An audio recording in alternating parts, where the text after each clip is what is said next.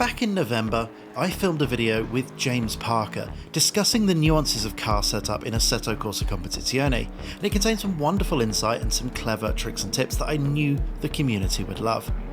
Frustratingly, the footage became corrupted, and after being sent off for recovery, only the audio files were salvageable. After a period of reflection, I decided that this information was too useful to abandon, so I've decided to share it with the community as a podcast, here on YouTube and as part of the Talking Sim series, which is available through everywhere you can find podcasts.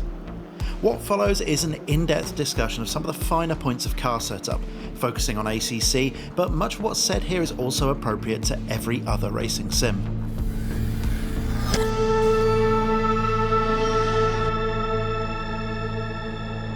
Just before we jump into the detailed stuff, I'd like to introduce James, or Jimmy P as many of you know him. I met James at the Nurburgring last year. He was competing as a silver qualifier in the SRO Esport GT series and was representing his league Redline Motorsport. In dire conditions in game, James and his teammate impressed, outpacing some of the big names, and to be honest they were unlucky not to progress further in the competition. After talking to James, his knowledge of and his ability to communicate aspects of car behaviour and setup made it really clear that I'd have to rope him into some sort of collaboration. So here it is. So James, we've just been discussing setups in Assetto Corsa Competizione, and you made the statement that you think a setup is worth the sort of final second of lap time, and that's a really good sort of number. That's something that we can sort of pin our understanding on. But what does it take to get there before you start working on a setup? So Chris, how I would break it down is for anyone that is new to setups, for anyone that is wanting to extract the most out of a specific car in the game, you always start with, I would say, the default aggressive.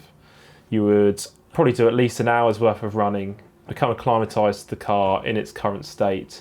You would then reach a point where you feel like your limitation isn't either skill or car performance, it is purely then down to the setup. So if you feel you're nailing every braking point, you feel you're nailing every apex, and you feel the car's limitation is then with how it's set up, that's when you then start developing the setup. Right, yeah, so I think that's a really, really strong point for us to jump off of. So the next question would be, okay, so you've driven this car for an hour or 2 hours or however long it takes, you are really comfortable with it at that circuit, you know how it behaves. Are you then taking the feedback from that driving session and trying to start working on a setup, or are you just trying to build an understanding of how the car is behaving at certain points of, say, turn in? Yeah, I mean, the biggest change you can make is the aero balance. So everyone's driving style is very different. So I could prefer an oversteering bias in my setup.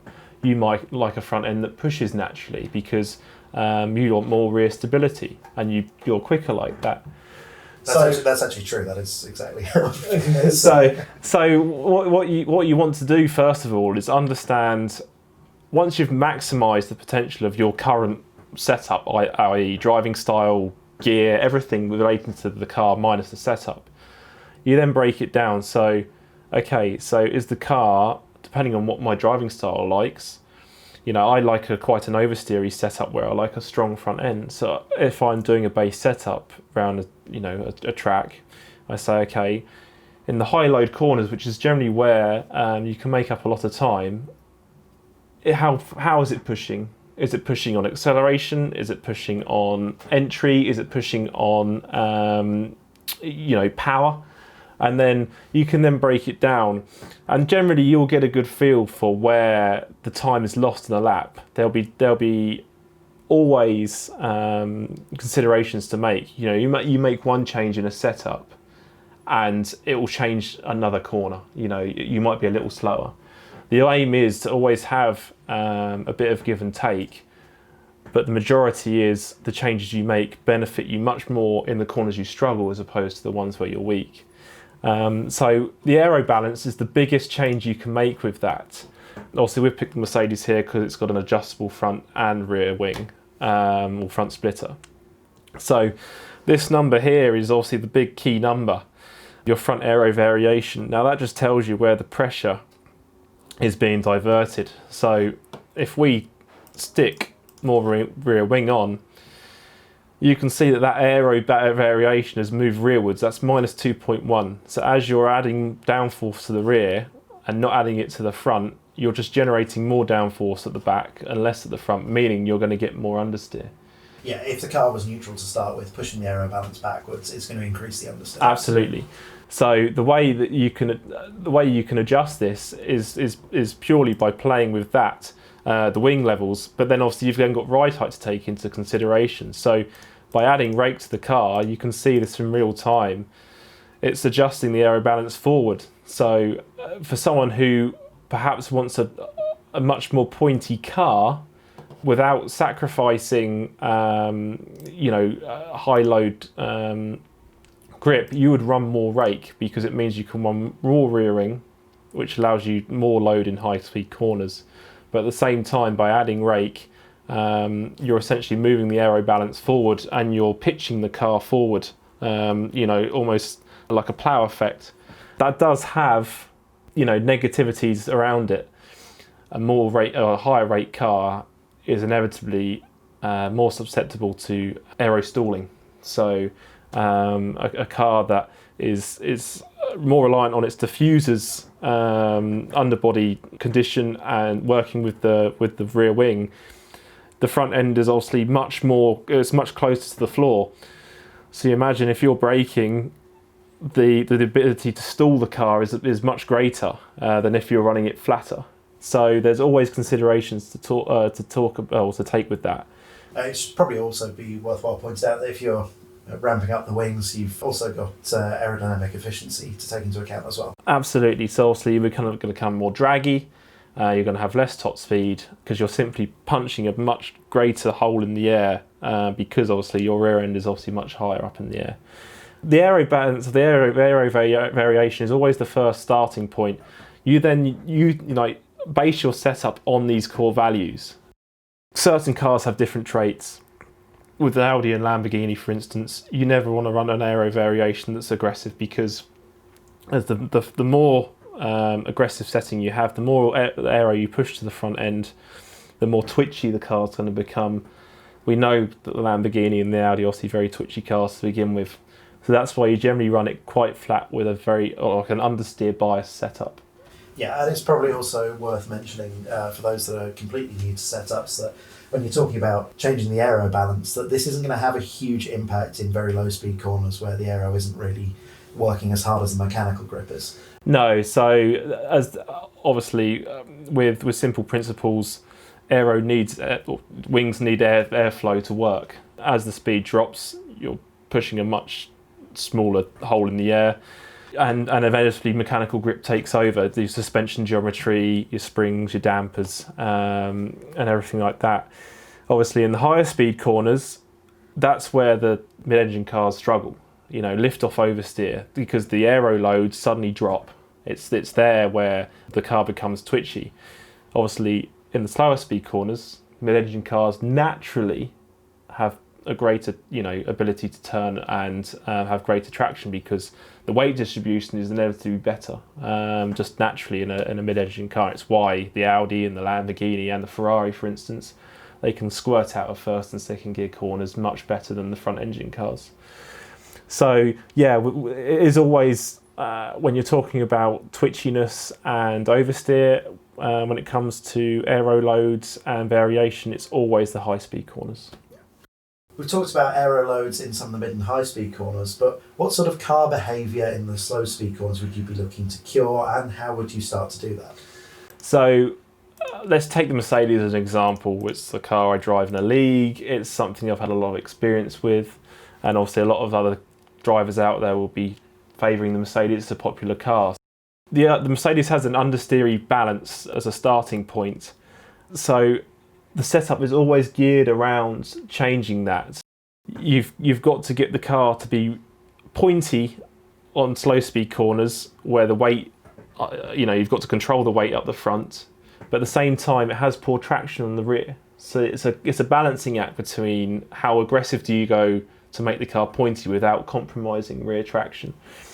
Now, one of the biggest things that you can adjust that a lot of people overlook sometimes is the preload differential. Now, the more aggressive this number is, the earlier it will essentially lock up. So, for example, in a quali run, when the tyres are fresh, you've got no fuel on board, the car's alive, I generally find that if you set the preloaded differential too aggressive, in slower speed corners, or longer radius corners especially, when you get back on the power, you'll actually get power on understeer because the two wheels are getting forced to drive together and it's pushing the car, like plough-like effect. So the preload diff is essential to how you drive the car, and it's one of the biggest tools you can have, because essentially the lower the value, the more it'll allow the inside wheel to turn as opposed to, or the outside wheel to turn as opposed to the inside wheel. It will lock up less aggressively and later. It means that in a slow speed corner you can pin the throttle and not suffer snap oversteer, where the tyres, especially when they're worn, lock up, and that's when you'll have to fight the aggressive oversteer moments. This is obviously a very driving style orientated setup. Some drivers, they'll go into a slow speed corner and they'll look to coast. They will use the mechanical grip they've got to load up the car and then straighten it before they apply the throttle. Other drivers like myself, I know it's one of my key traits. I like to get the car in early and then use the throttle to steer it almost. And obviously we'll touch on brake balance and anti-roll bars later, but small corrections in the diff will give you a very different behaviour, and that's something that someone will have to work out themselves if they prefer more rear locking or less rear locking under power. So you've actually got a similar approach to me. I'm really keen to play with the diff quite early in the setup because it's quite a quick, easy way to make a quite impactful change in the car. A lot of other people do like to start by changing things like the actual suspension geometry early on. Is there a reason you don't favour doing that? Well, it's very difficult because different tracks will always demand different challenges of the car. There'll always be tracks that suit a car more than others. With the Mercedes, because I like to run the car at quite a high rate to take advantage of the greater wing angle, inevitably you need to make the spring rate quite a lot stiffer, because at the end of the day, if you can imagine, if the car is raked highly and you're having to drop the front end to compensate for the aero variation, as you hit the brake pedal, if you run really soft springs and soft bump stops, the thing's going to bottom out. And that's when you're going to get your stalling effect. And this is where the compromise has to come. If you run stiffer spring rates, you're going to curb behaviour. It's going to be much more aggressive. It's going to be much more nervous over curbs. Stuff like bumps, very bumpy tracks, undulations in the road, and even things like tyre behaviour. Generally, if you run stiffer springs, the consensus is, generally you get more understeer, especially on worn tyres. So suspension geometry I'd always change together with dampers, and always after I've played with bars, anti-roll bars and diff and variation first.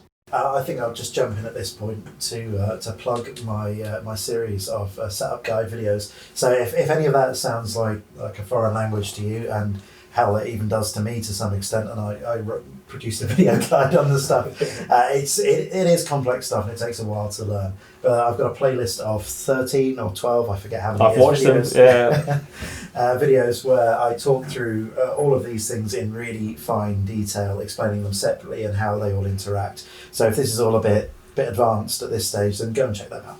Absolutely, and at the end of the day, I started as a complete novice. The hour I couldn't count the hours that I've invested in learning and reading, and it really does give you the last tenths that you can extract out of a car that can then push yourself up the grid. It's such a pivotal part of the game, and it's why the game, I believe, is so good, because without a good dialed in setup, you're not going to be as quick, and without many sims out there, you can you can be just as quick generally with a quickly breathed on setup in most sims. With ACC, it's paramount. Yeah, there's a lot. It's a sim where there's a lot of detail in it, yes, and the fine details do matter. That being said, I'm going to mildly disagree with something you said there, just by suggesting that I think the core setups in ACC are some of the best in any racing sim. I don't think that's disagreeing with you, no. But if you're not there with the driving, it's not worth worrying about that final second, because you're going to find far more spending time investing it in your driving skills. Consistency. Yeah, if you're not consistent in an hour-long race, for example, it doesn't matter how good your setup is. It's not going to give you the time. If you do, for example, one banzai incredible lap with a really good setup, but then spend the next 6 laps making mistakes, that time that you've gained doing that incredible lap is all negated. So that caveat is there. You know, you need to be able to be consistent and do a race stint nailing every lap before you can really feel the benefits of a good setup. Yeah, very much. Okay, well, why don't we go through the sort of remaining setup screens sort of linearly, and we'll just talk through some of the aspects. So let's start off with the tyres. Tyres, okie dokie. So with this, 28 degrees or 28 psi is generally the favoured pressure, you know, between 27 and 28 on a dry race. That's the hot pressures. Yes, hot pressures. Yeah, once they're up to temperature. So depending on the track, you'll run asymmetric pressures, because obviously some tracks will have more left-handers than right-handers. So just to explain that, you mean go. Yes. So generally, for example, on a clockwise circuit, you're going to have many more left-handed corners, obviously. So generally you want to run your left-hand side pressures slightly lower, because they're going to be worked harder, they're going to be getting up to temperature quicker. So to even them out, and obviously that is the golden rule, you want your temperatures to be even across all 4 corners. You need to set that up before you leave the pits. Anything about toe camber and caster? Yeah. It's a difficult area. It's really car specific and to some extent circuit specific. Yeah, I mean driving style as well. Generally, you always run negative toe on the front. You want the tyres pointing inwards. It gives you the response that you need. It's a very small number on the Mercedes, actually, minus 0. Yeah, I mean, I normally my go-to is normally about 0.14. Some people like a lazy turn-in, and I can get that sometimes. If someone wants to be quite smooth with their inputs and load the car up progressively, they're going to naturally want to run less toe, because the initial response with the steering wheel is going to be less. So I prefer to be quite aggressive on the turn-in. So an aggressive toe on the front helps me, because I can get the car pointed in, you know, and it feel more positive on the steering wheel. Rear toe is quite important for a lot of drivers. Essentially, it boils down to stability, especially on turn-in and over curbs. It has its advantages and disadvantages. Generally, the greater number, the more stability you have mid-corner, at the cost of responsiveness.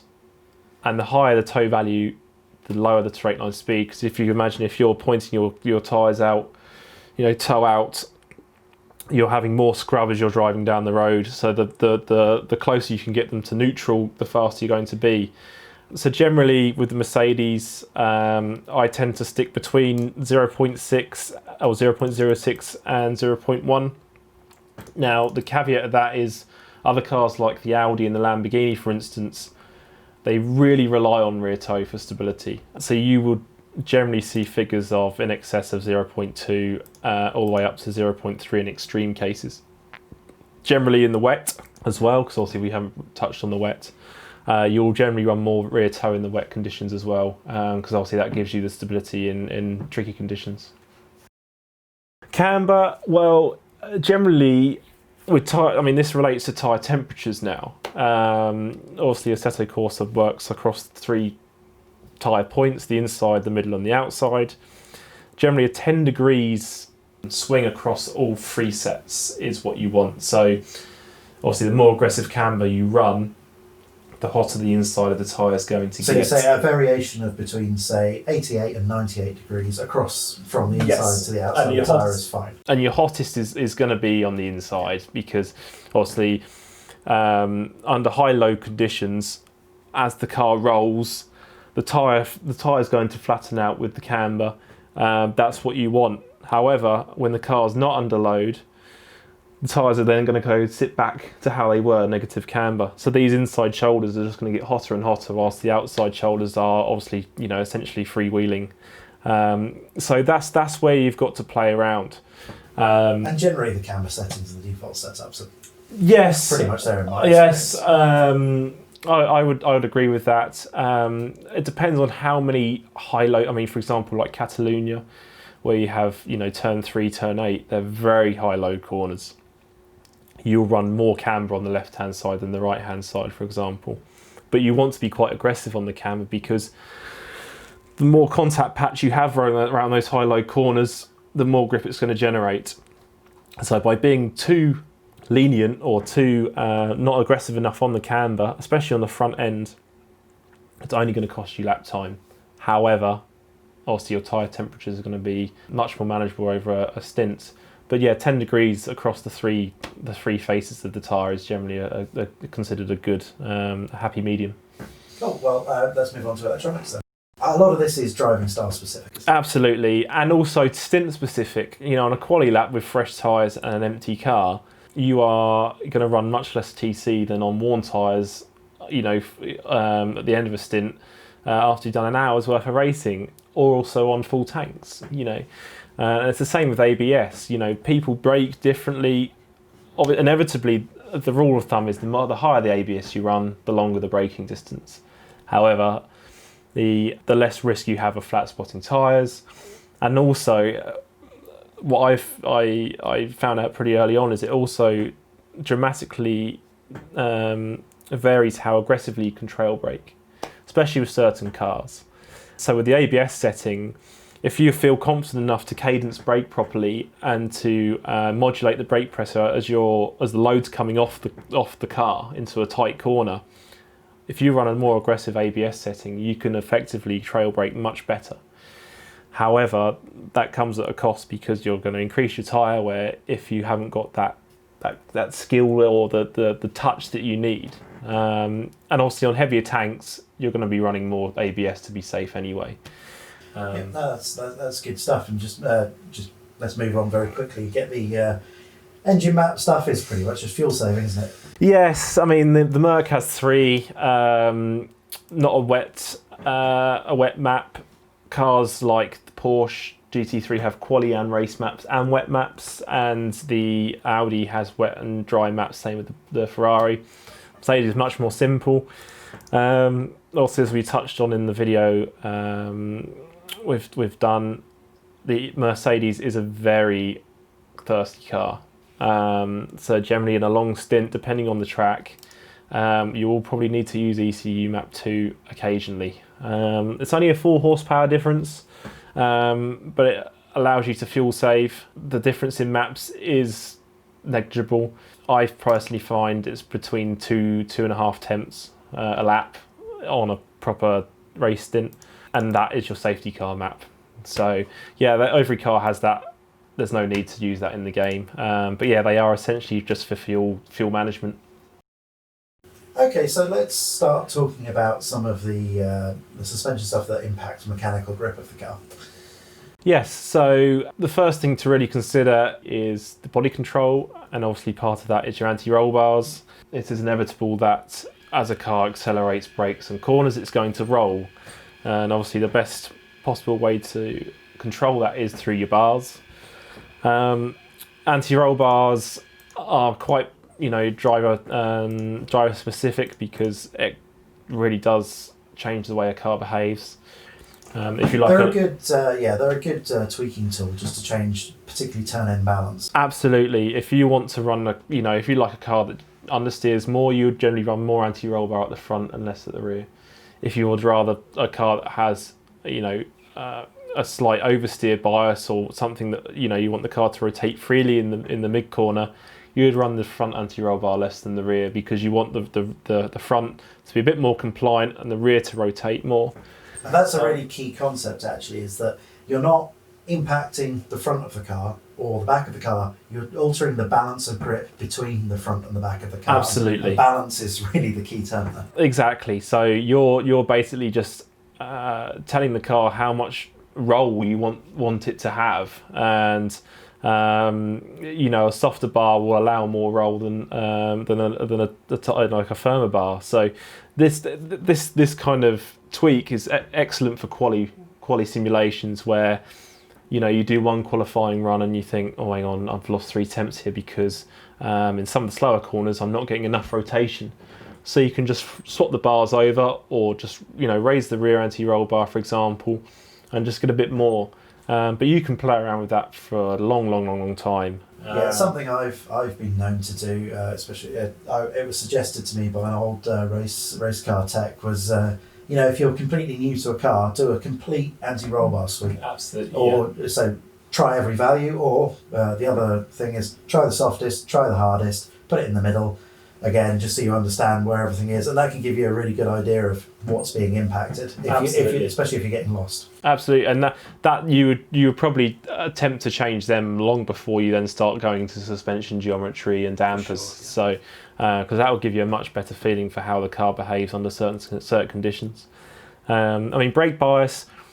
This is a very interesting one because it's quite car specific. You can't be aggressive, for example, with some cars. You can with others.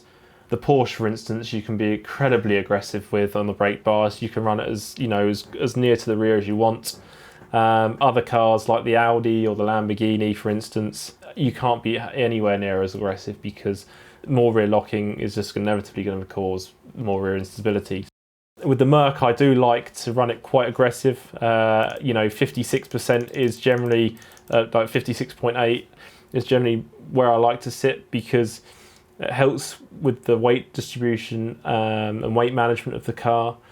Just to be clear, when you're saying aggressive with the brake bias, you mean towards the rear? Towards the rear, yes. Inevitably, the more front bias you run, the harder it is going to be for you to not only trail brake a car whilst applying lock, but also you're going to have a front end that generally pushes more, because inevitably you're pushing more brake pressures to the front. So if you're aggressive with the brake pedal, it's only going to go forwards. The further you go to the rear, obviously, the more bias you're sending to or more brake power you're sending to the rear. It means that you can be as aggressive with the brake pedal. The downside of that is the fact that if you don't like a car that quite happily rotates under trail braking or hard stops, you will struggle because it will want to overtake you. Yeah, and the downside of a rearward brake balance is, of course, that if you're braking in high-speed corners, yes. the oversteer that it induces on turn-in can be a bit hairy. Yes, if you're going into a fully, for example, like turn 8 at Barcelona, where you're, third gear, accelerate up the hill, you dab the brakes, that dab of brakes, if the bias is towards the front, you can manage the understeer.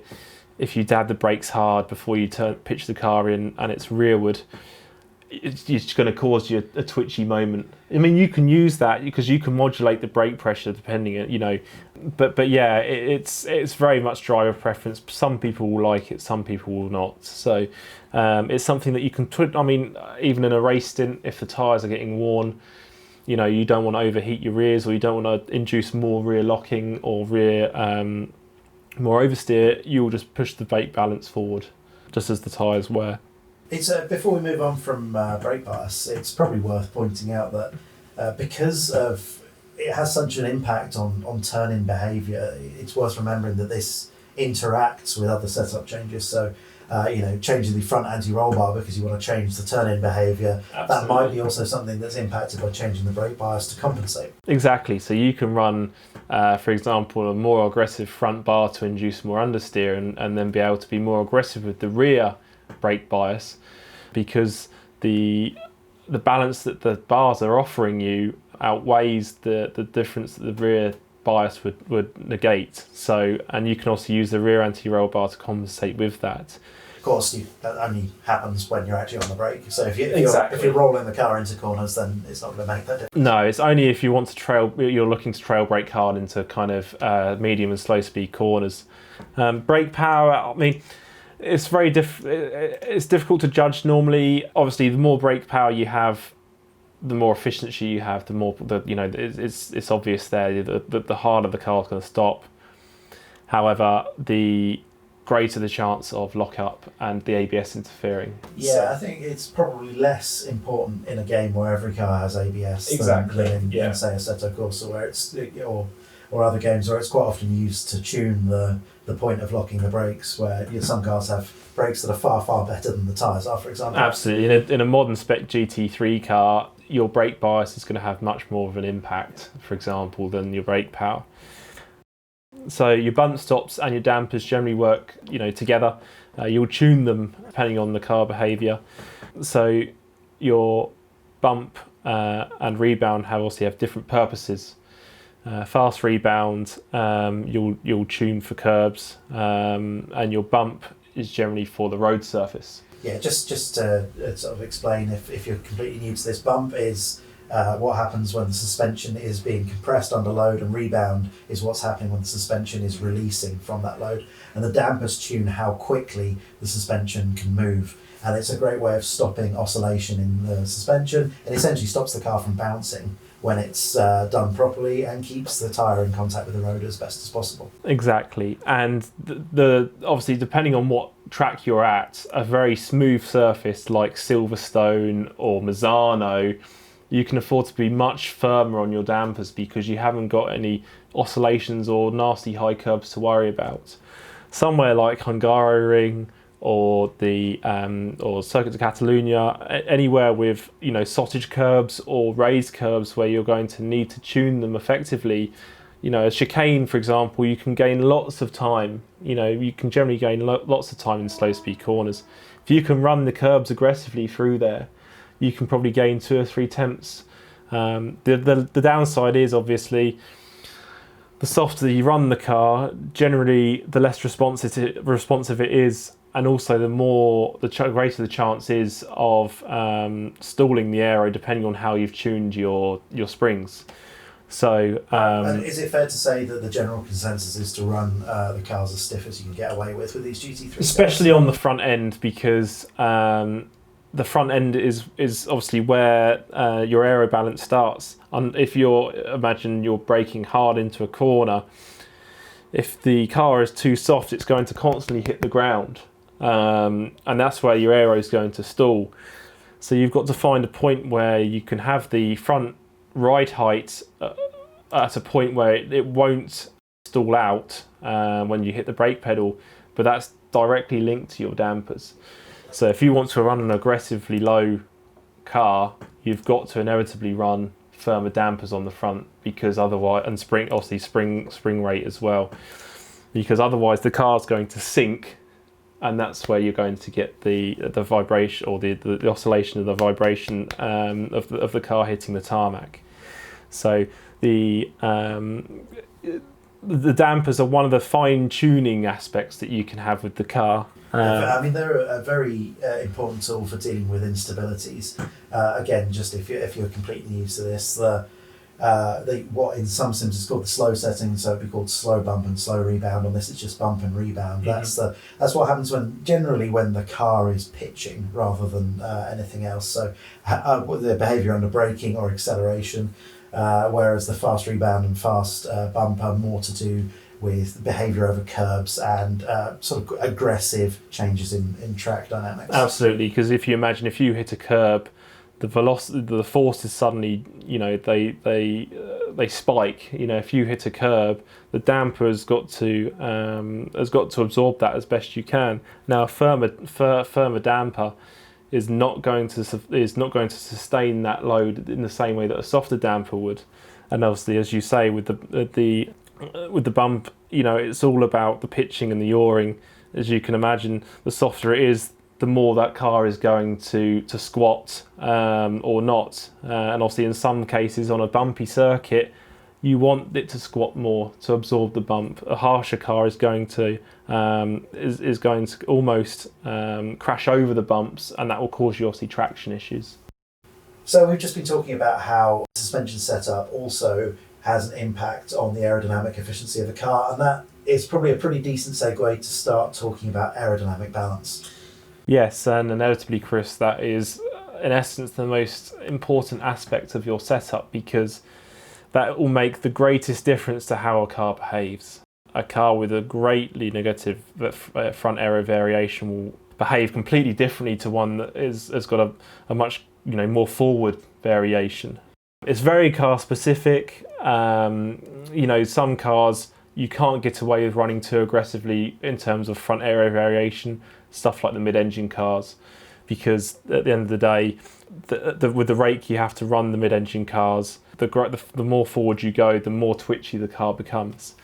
So this basically just controls your entire car behaviour. Now, I do believe the Mercedes is the only car with a front splitter that's adjustable. Adjustable splitter. Yes. So generally, I like to max this out anyway, because I like a positive front end, and you can then use the rake and the rear wing to balance that out. And it has very negligible effects on straight line speed. Yeah, it has no drag essentially, the front splitter, compared to obviously a big fat rear wing on the boot. So you can afford to be pretty aggressive with this and it not cause you too much lap time in a straight line.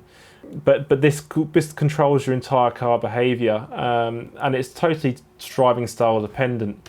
I like quite a pointy car, so I'll look to have quite an aggressive front aero variation. And I don't know about you, Chris, how you like to have your... in the high speed stuff, I don't mind a tiny bit of understeer just to keep things safe. But I think that's an important point to touch on. Again, if you're quite new to this, that this aero balance that we're talking about really only has an impact in the mid and high speed corners. The stuff we've been talking about before has more of an impact in the lower speed stuff. Absolutely. So as the forces build on a car, downforce is generated through the airflow over the car. That can only build when speed is built. So this is where you tweak your fast corner balance. Places like Maggotts and Beckett's at Silverstone, Turn 8 at Barcelona, Scene Corner even at Paul Ricard. And obviously rake has a very important role to play in this, because as you push the aero balance forward by as you push the aero balance rearward by increasing the rear wing, inevitably you generally have to run more rake to counteract that. So yeah, just to jump in, for those that don't know, rake is the sort of difference in ride height between the front and rear. Generally you run a positive rake because you don't want the car taking off. Yeah, I mean the certain cars. It's rake is very style dependent, because if you want to destroy any tendency for example, a mid-engine car to suffer from snap oversteer, you run the front flatter. So you raise the front, that pushes the aero balance rearward. That makes it much more stable. With a front engine car, generally you can run more rake, because you want the weight and the pendulum effect is going to happen because all the weight's in the front of the car. So you can run more aggressively to have a more pointy front end in the higher low corners, which will give you more confidence and more grip. So you've talked about running the splitter as high as you can, which I think on most cars where they've got a fixed splitter, it is basically as high as it can go anyway. And then finding the right balance with the rear wing. There is another aspect to the aerodynamic side of things, which is as you increase the rear wing and you increase the rake, you also increase the drag, which limits top speed. So is there a balancing act that needs to be performed there? Absolutely. So obviously, in a perfect world, you would want both. That can't happen on a race car. And inevitably, as you run more wing and more rake, you're creating a much bigger surface area of the car. So ideally, on a higher downforce track where there's not a lot of straights, you can get away with running as much wing as you physically can and balancing out with the rake. On a track like Monza, for example, that you want to run pretty flat and with no wing, because you want to go into the files and delete the wing. Zero wing if you can, no wing. So it is very track specific. There's always a balancing act. People will find that with their own tests, because you'll find a point in your setup where be as quick as you physically can, but you might lose 2 tenths down a straight. You've now got to figure out how you can't lose the 2 tenths in the corners, but gain that time back. And that's where you've got to find the optimum balance. There's an interesting strategic game to be played there. We've seen during the Formula One in the last half of this year how the Ferraris are really very fast on the straights, but under race conditions are actually not quicker than the Mercedes, but Mercedes keep getting stuck behind them. So it's all very well and good being quick in the corners, but if you don't have the straight line speed to actually impact and overtake, then you're stuck. Absolutely, and we even saw that at the SRE Sports event recently with the Bentley obviously fending off the Ferrari for almost the entire race, with Brzezinski fighting off Tanitsa. The Ferrari's a case in point. It's just one big aero platform, the 488. It's a fantastic car in the corners, but with its BOP it on its engine, it has atrocious straight line speed. So in traffic, it's a real big struggle. So you've got to, if you're any Ferrari drivers out there, you've got to find the point where you have the optimum in terms of peak aero grip and downforce, but you can trim the rear wing out enough that you can, with a toe and on the straight, you can actually overtake people. And as you say, Ferrari in Formula One with their mighty engine, has almost counteracted Mercedes' high drag philosophy by, qualifying P1 and P2 at most races this year. Right, so I think it'd be cool to wrap things up here just by talking about some of the track-specific setup things.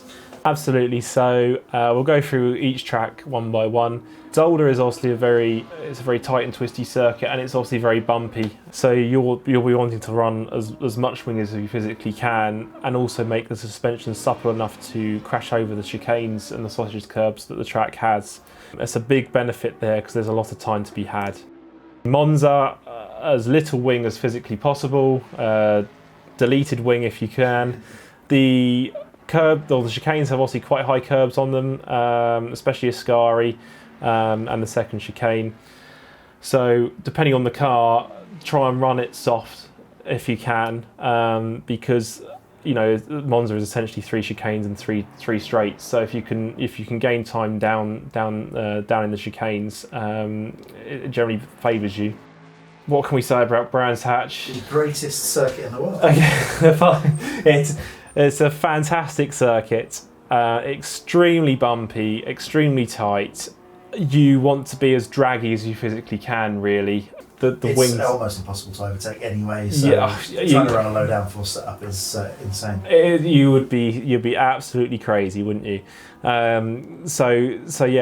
You got to make the car supple over the bumps. There's not really a lot of high-low corners in there, so you can avoid running the car pretty stiff to take advantage of the mechanical grip out of the slower speed corners and run as much downforce as you can. And Silverstone is pretty much the opposite of that. It is, yeah. It's quite a high-speed circuit. It's very flat. The surface is pretty smooth. There are some high-load corners where you want to take advantage of obviously your downforce and your wing levels. At the same time, it's quite a high-speed track, so that's probably middle of the road in terms of downforce. You want to be able to be trim enough to not lose, lots of temps at a time, especially on the run out of maggots and Beckett's. It's fair to say mid-aero, but you'd probably want to run the car quite stiff. Yes. Because it's smooth and absolutely. And you've got those high aero low corners. Yep. And then presumably quite similar for Paul Ricard as well. Yeah. Absolutely. I mean, the one thing you would say is anyone driving a mid-engine car, scene corner, you have to get a setup where it's stable. Any lift, if you run too stiff, obviously there, and a too aggressive aero variation, you're going to have problems when you lift off, when you're full chat at the end of the Mistral Straight. Misano is it's a very flat track. You haven't got any kind of high curb, so a bit like Silverstone, you can run it pretty stiff across the board, especially in quali trim, and you want pretty much max wing. Obviously, the corner at the end of the long back straight is again difficult for the mid-engine cars, so generally you want to run a more aggressive rear aero variation and raise the front end. So with Spa, that's a bit more complex, isn't it? Spa is very complex. There is so many aspects to Spa. It's so tricky. You've got massive corners like Pouhon, Blanchimont, Eau Rouge. But you know, if you optimise the car for Eau Rouge and Raidillon, chances are through Pouhon your car's going to feel awful. So you've got to make the car pretty pointy and pretty efficient in the higher speed corners. But in the slower speed corners like Eau Rouge and the La Source and the bus stop, if you run too stiff, you're going to obviously encounter issues in terms of traction, especially on worn tyres. Yeah, I mean, there's so much lap time you can lose coming out of the bus stop in particular. You could be on an incredibly quick lap, and it's the one point. If you get a bad exit out of there, you can lose half a second at least. So I do almost every time. Hungary, it's like a go-kart track. Just a bit narrower. Just a bit. You know, the GT3 cars even feel huge on here. I personally run quite soft. You can really crash over the chicane in the middle of the track in Sector 2. The car generally feels pretty awful. Turn 2 and Turn 5 especially, you know, there's long radius corners where you want the car to feel stable and be responsive, but at the same time you don't want to promote too much understeer. So are you running quite high downforce levels? Max wing, max splitter if you've got the hand of it, and then obviously play with the balance with the rake. Nurburgring is quite tricky. How much do you have to set up for Sector 1, which has got that stupid Mercedes arena? Yes, it's like 4 second gear corners or third gear corners stitched together. The balance is pretty tricky because you've also got the nasty final chicane with the big sausage curbs. So it's very, very tricky. Schumacher chicane as well, the Schumacher S, you know, the curves are very high there as well. So you've got to make a car that not only is responsive and stable in the slow corners in Sector 1, you've also got to make it supple enough to ride the chicane in the Schumacher S and the final chicane without causing too many scary moments. So you generally want to run pretty high downforce. You want to have your dampers tuned, your fast rebound probably on the softer side to cater for the curbs, just to allow, because there's so much lap time to be gained there. There's a lot of variation in the curbs as well. You've got some high curbs, you've got some big wide flat curves, you've got sausage curve. It sort of throws everything at you, doesn't it? It does. It's a very tricky very tricky track to get right, really. You know, you really feel like you've accomplished something when you get the perfect lap round there. And finally, my least favourite, which is Circuit de Barcelona-Catalunya. Yes, this is it's a track that I don't really like either, Chris, to be honest. I struggle to get a good flow around here. The final sector has obviously been butchered. I think we can agree on. The chicane they put in for the Formula One is a mistake. The MotoGP layout's much better. Absolutely. Obviously, you've got lots of high-low corners. Turn 3 and Turn 8, especially the left-hand side tyres get mullered. You've really got to watch tyre temperatures. The car, generally, you want to ride the curves quite aggressively. There's a lot of lap time to be had around there, especially in the Turn 7 and 8 chicane, so Turn 6 and 7 chicane, where you can use the red and white curb on the exit to gauge how far you can run wide. And obviously the sausage curbs, if you can abuse them, there is lots of lap time to be had. So, but at the same time, you want to have the car, I wouldn't say trimmed out, but you want to be, you want to run a little bit of less aggressive rear toe because the main straight is pretty long. So you can easily lose 2 or 3 tenths there if your setup isn't optimised. So I think the only thing we haven't really touched on is what happens if it rains. So you've qualified in the dry, and you see there's rain on the horizon. What would you do to the setup? So it's a very tricky call to make, and it's obviously very car specific. If the forecast was heavy rain, we obviously know, depending on the time multiplier, that the track can get pretty wet pretty quick. General consensus is a stiff and aggressive car is a twitchy car in the wet. So you want to be running less stiff preload, you want to be running softer springs, you want to be running soft dampers, you want to be running, in terms of front and rear toe, more aggressive rear toe for stability on the entry of corners, You want to be running less front toe because you want a more stable platform on the entry to corner on the front end as well. And obviously as much wing as you can physically get away with. Would you also be pushing the balance slightly more towards understeer maybe? Absolutely, because obviously depending on the car, obviously some cars are very twitchy in the dry to begin with. You know, you don't want to be suddenly caught in a dry setup with the Lambo with it pouring down with rain, obviously. And if you're in the Porsche in the rain, you just abandon the race there? I would take the keys out, throw them into the crowd and walk away. So guys, well done for making it to the end. I really hope you were taking notes. So that's very much it for today. I hope you enjoyed the video, stroke podcast, stroke whatever this is. If you did, it would be great if you could give it a like and subscribe to the channel so you can see more content like this in the future. So all that's left to say is goodbye, thank you for watching, and enjoy the rest of your day.